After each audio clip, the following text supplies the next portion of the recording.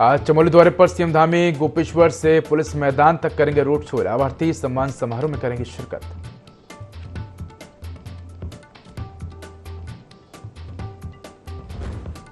CM Dhami का किसानों को बड़ा तोहफा, सिंचाई के लिए दिए जाने वाले पानी को किया टैक्स फ्री। हरिद्वार और ऊधम सिंह नगर के किसानों को होगा फायदा।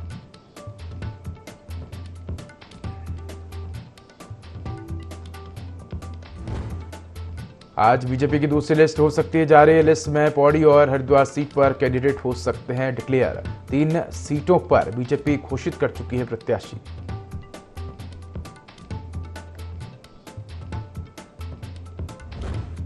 चुनावों के लिए कांग्रेस ने 3 प्रत्याशियों के नामों का किया ऐलान। अल्मोड़ा सीट पर एक बार फिर प्रदीप टमटा को ही मिला टिकट। पौड़ी सीट पर पूर्व प्रदेश अध्यक्ष गणेश गोतियाल को दिया टिकट।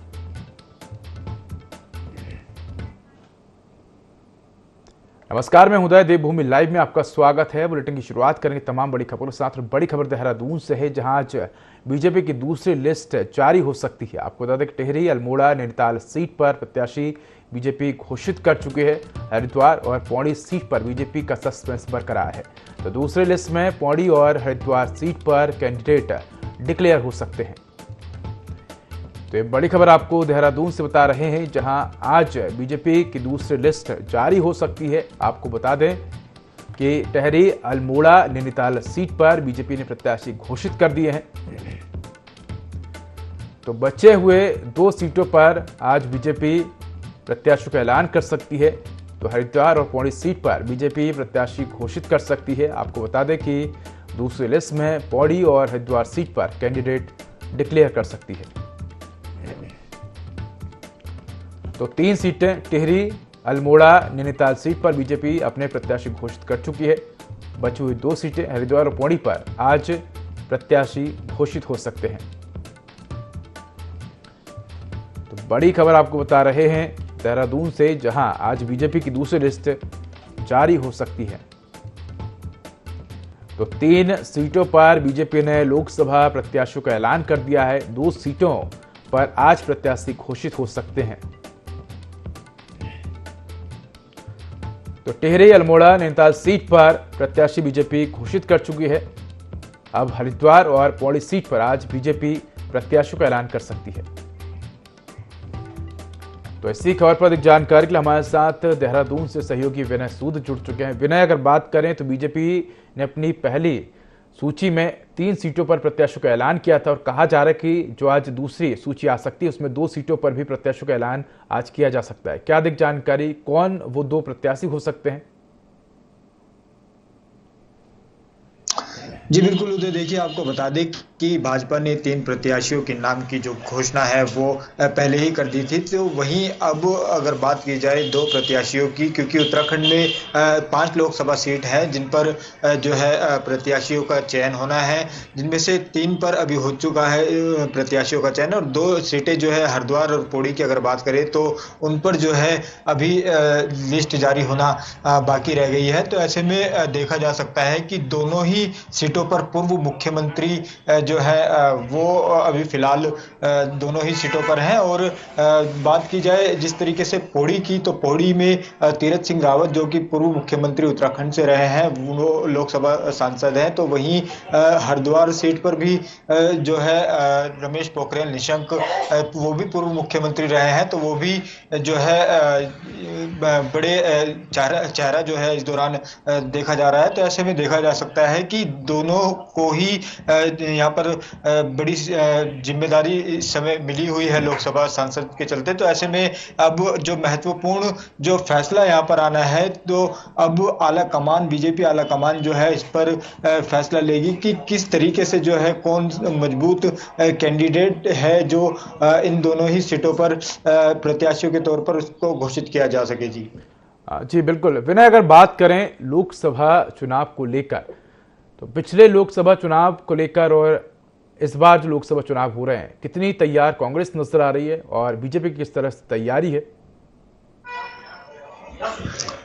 जी बिल्कुल, देखिए पिछली बार की अगर बात करें तो पिछली बार जिस तरीके से काफ़ी अच्छे महत्वपूर्ण जो है यहाँ पर बहुमत के साथ में जिस तरह से लोकसभा चुनाव भाजपा जीती थी, इस बार भी जो है जो लक्ष्य हर सीट पर रखा गया है वो 5 लाख से अधिक बहुमत को लेकर के भाजपा का उत्तराखंड में रखा गया है। तो ऐसे में देखा जा सकता है कि पूरी तैयारियां जो है भाजपा की ज़ोरों से चल रही है। लगातार सीएम धामी खुद जो है अन्य जिलों में जाकर के उनके रोड शो भी चल रहे हैं। कई कार्यक्रम जो है भाजपा के इस दौरान प्रस्तावित भी है। लाभार्थी अभियान की बात करें तो लाभार्थी अभियान भी जो है इस दौरान भाजपा का चलाया जा रहा है और तमाम जो सर्वे हैं वो भी इस दौरान यहाँ पर भाजपा द्वारा किए जा रहे हैं। तो देखा जा सकता है कि पूरी तैयारियों के साथ भाजपा लोकसभा चुनाव को लेकर इस समय डटी हुई है और जिस तरीके से यहाँ पर बात की जाए युवा चेहरा जो मुख्यमंत्री है प्रदेश के, वो खुद जिस तरीके से रोड शो कर रहे हैं, बड़ी संख्या में जो लोग हैं उनके रोड शो में पहुंच रहे हैं। तो ऐसे में अंदाजा लगाया जा सकता है कि किस तरीके से जो है उत्तराखंड में जी पूरी तरह से लोकसभा चुनाव को लेकर के तैयारियां चल रही है और हर तरह से भाजपा इसमें कोई भी कमी जी नहीं छोड़ना चाहती और बीजेपी विनय पूरी तरीके से जो विनय है अगर देखा जाए तो इस बार बीजेपी ने पूरे देश भर में 400 प्लस का नारा दिया है, यानी कि 370 प्लस बीजेपी और 400 प्लस एनडीए, यानी 400 प्लस का नारा इस बार बीजेपी ने दिया है। और कहीं ना कहीं बीजेपी की कोशिश है कि उत्तराखंड की सभी सीटें जीती जाए। ऐसे में कांग्रेस अपने आप को कहां खड़ा देखती है? कांग्रेस की क्या रणनीति है? कितनी सीटें जीतने का कांग्रेस ने अनुमान लगाया है उत्तराखंड में और पूरे देश में?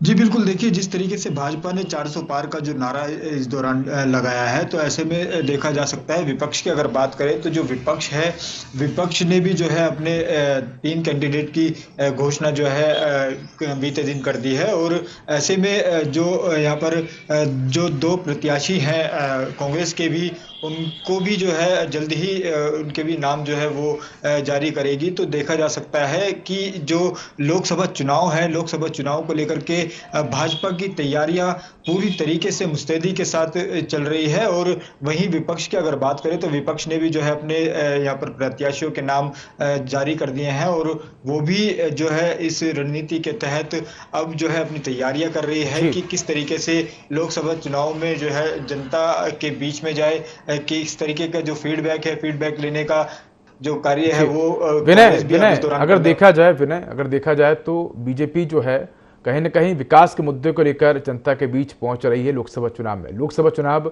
एक राष्ट्रीय स्तर का चुनाव होता है, ऐसे में नेशनल मुद्दे इसमें शामिल नहीं हो पाते हैं। लेकिन कांग्रेस की बात करें तो कांग्रेस इस बार किन मुद्दों को लेकर यहाँ बीजेपी को और केंद्र सरकार को घेरती हुई नजर आएगी? ऐसे कौन से मुद्दे हैं जिनको लेकर इस बार कांग्रेस लोकसभा चुनाव के मैदान में है?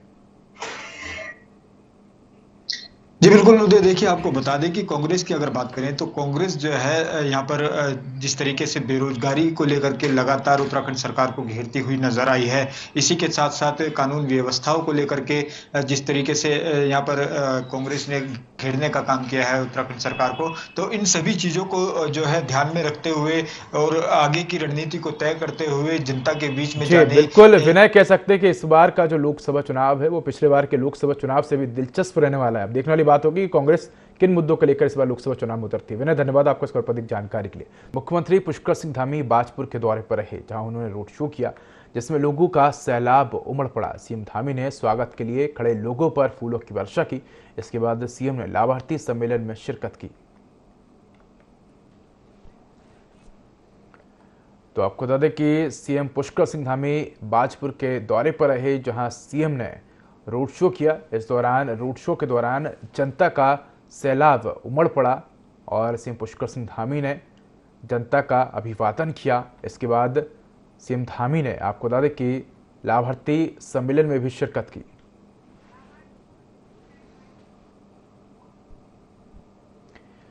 सीएम पुष्कर सिंह धामी बाजपुर के दौरे पर रहे, जहां उन्होंने रोड शो करने के बाद लाभार्थी सम्मेलन में शिरकत की। इस दौरान सीएम धामी ने कहा कि सरकार प्रदेश में कई योजनाएं चला रही है जिसका लाभ लोगों को मिल रहा है। साथ ही सीएम धामी ने कहा कि प्रधानमंत्री नरेंद्र मोदी ने अनेक जन कल्याणकारी योजनाओं को संचालित कर देश को सिरमौर बना दिया है।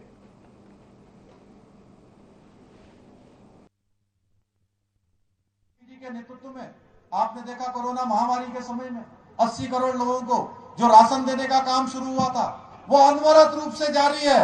ये अभूतपूर्व और ऐतिहासिक काम है। हमारे प्रधानमंत्री जी ने इसको 5 सालों के लिए आगे तक इस योजना को बढ़ा दिया है। अब 5 सालों तक लगातार खाद्यान्न देने का काम होगा।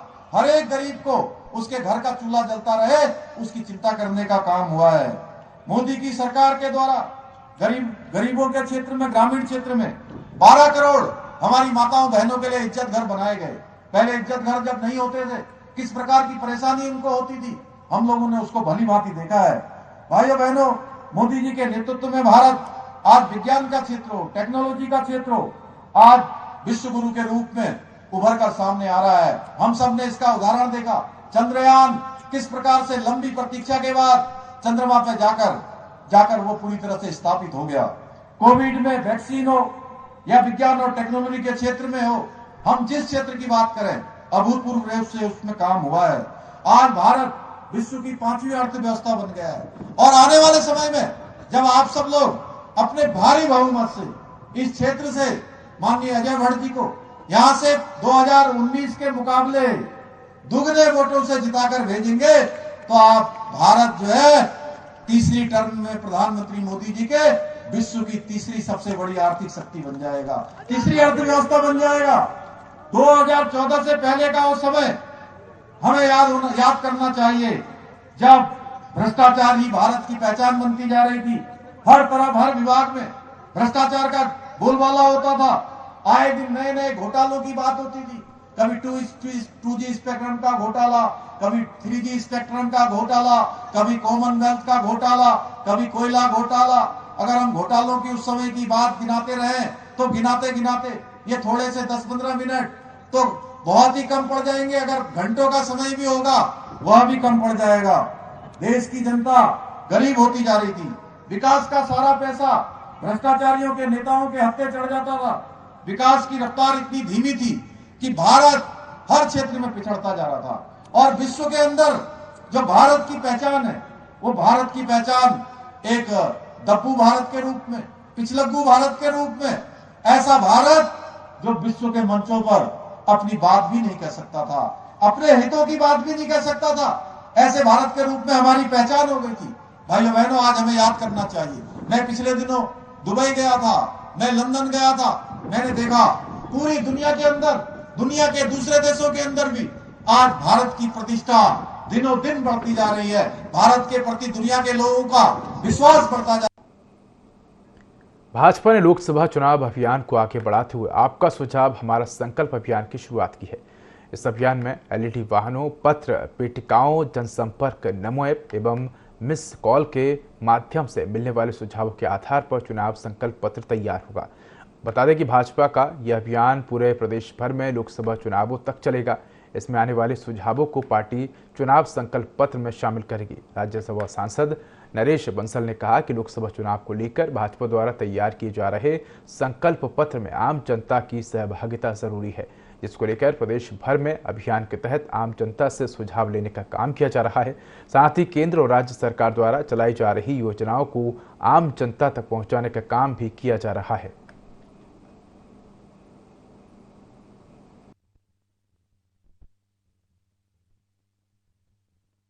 भारतीय जनता पार्टी पूरी तरह चुनावी मोड में आ चुकी है। 5 में से 3 सीटों पर हमारे प्रत्याशी घोषित हो चुके हैं। सभी लोकसभाओं में हमारे कार्यालय खुल चुके हैं।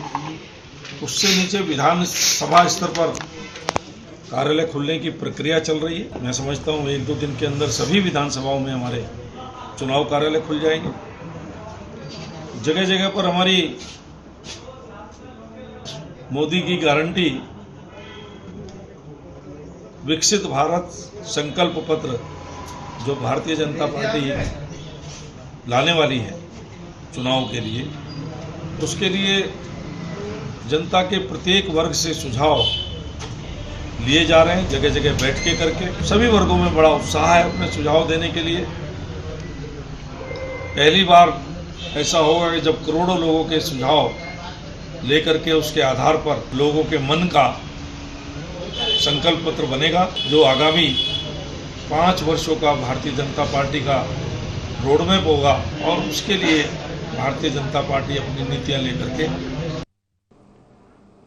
मसूरी में परिवहन निगम के टिकट बुकिंग कार्यालय को बंद करने से लोगों को दिक्कतों का सामना करना पड़ रहा है। Mussoorie traders and welfare association ने टिकट बुकिंग कार्यालय खुलवाने की मांग को लेकर ज्ञापन दिया। एसोसिएशन का कहना है कि नगर पालिका के अधिकारी अपनी जिम्मेदारी को पूरी तरीके से नहीं निभा पा रहे हैं, जिससे कि लोगों को परेशानियों का सामना करना पड़ रहा है। नगर पालिका का बोर्ड जब भंग हो गया था तो हमारे नगर पालिका में प्रशासक रूप में एसडीएम साहब की नियुक्ति हुई, लेकिन बहुत ही खेद है कि नगर पालिका के जो अधिकारी हैं कुछ वो कार्य नहीं कर पा रहे हैं। नगर पालिका द्वारा एम्बुलेंस सेवा शुरू करी गई जो कि पिछले कई महीनों से बंद पड़ी है।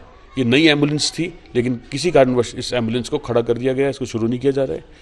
इसी प्रकार से नगर पालिका द्वारा एक बस सेवा चलती है, लेकिन ये बस सेवा हैप्पी वैली और 0 पॉइंट और अकेडमी तक पहले बच्चों को और हमारे वृद्ध नागरिकों को, साथ साथ जो पर्यटक वहाँ जाना चाहते थे उसके लिए उनके लिए काम आती थी, लेकिन ये बस सेवा ठप पड़ी है, जिसके कारण जो स्थानीय नागरिक हैं और जो हमारे छात्र छात्र हैं जो केवी में पढ़ते हैं, तिप्टी स्कूल में पढ़ते हैं, वो परेशान है। इसके लिए हमने मांग उठाई कि जल्द से जल्द ये बस सेवा शुरू हो। तो फिलहाल इस बुलेटिन में इतना ही। खबरों का अधिक अपडेट के लिए देखते रहिए IND24। नमस्कार।